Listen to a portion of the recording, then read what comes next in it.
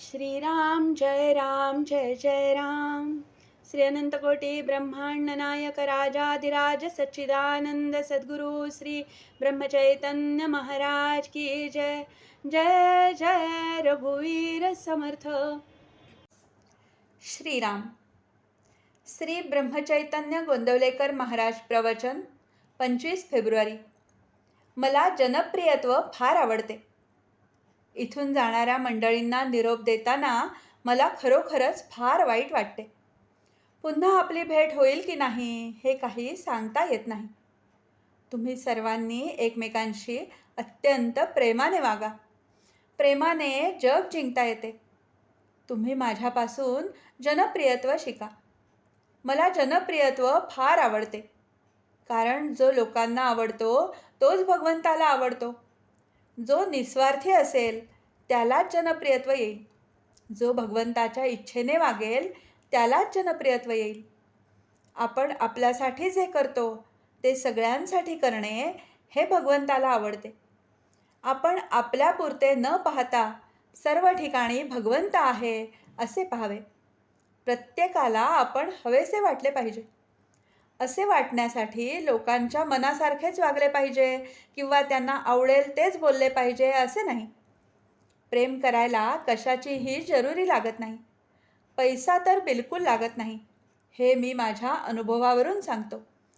जगात कुणी कधी भोगली नसेल एवढी गरिबी मी भोगली आहे. अशा गरिबीमध्ये राहूनही माझे अनुसंधान टिकले. मग तुम्हाला ते टिकवायला काय हरकत असावी? मी जर काही केले असेल तर मी कधीही कुणाचे अंतःकरण दुखवले नाही.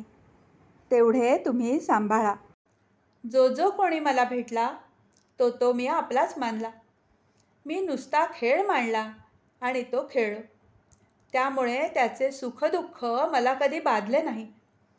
नाम घ्यायची इच्छा पूर्ण झाली नाही म्हणून मी पुन्हा जन्मास आलो. मला तुम्ही सगळे रामरूप दिसत आहात. मला जे सांगायचे असेल ते मारुतीरायाला सांगावे, म्हणजे ते मला कळते. माझा मनुष्य कुठेही असला तरी तो माझ्याकडेच येणार. मला दुश्चित्तपणा अगदी आवडत नाही. ज्यांनी माझी निंदा केली त्यांना तर मी कोण हे कळले नाहीच, पण ज्यांनी माझी स्तुती केली त्यांना मी कोण हे त्याहून कळले नाही. प्रत्येकाला वाटते की आपल्याला लोकांनी चांगले म्हणावे. मी मात्र वागायचा तसाच वागेन. हे कसे शक्य आहे? नाम घेतल्याने आपले सर्व अवगुण आपल्यालाच कळून येतील याबद्दल खात्री बाळगा आणि अंतःकरणपूर्वक नाम घ्या. एक भगवंताचे नाम घट्ट धरावे. त्यामध्ये अति उत्कटता ठेवून एकतानता करावी आणि स्वतःला पूर्ण विसरून जावे. मी नाम घेतो हे देखील विसरून जावे. हाच खरा परमार्थ होय. नामामध्ये एकतानता होण्यासाठी भगवंताच्या साक्षीत्वाने वागा. हवे नको पण टाकून द्या. राम करता ही भावना ठेवा. विषय मालकीने भोगा. आपला गुण भगवंताकडे लावा. लहान मूल होऊन देवाकडे जा. रामाला आपले सुखदुःख सांगा. देहभोगाला कंटाळू नका. काळजी घ्या पण काळजी करू नका. आणि निर्भय बना आणि अशा रीतीने जिवंतपणी आपले मरण पहा. आजचे बोधवचन.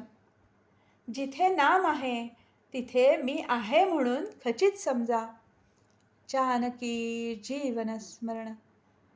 जय जय राम.